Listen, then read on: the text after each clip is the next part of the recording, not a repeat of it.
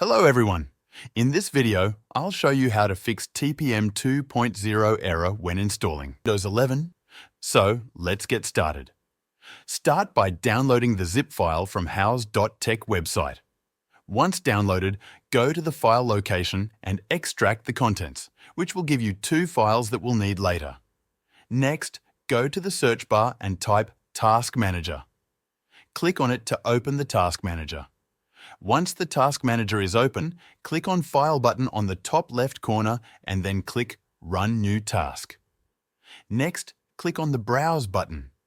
In the This PC section, open the C drive, then open the Windows folder. Inside the Windows folder, open the System32 folder by double-clicking on it. Once you're in the System32 folder, scroll down and look for the CMD file. Select it. Make sure to check the box to run as administrator, then click OK. In the command prompt that appears, type GP update and press Enter to execute the command. Once completed, close command prompt. Copy the two files from the extracted zip folder and locate the USB drive where your Windows 11 installation files are stored.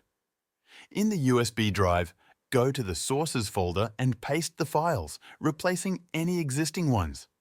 Finally, run setup.exe from the USB to complete the installation without errors. That's it for this video.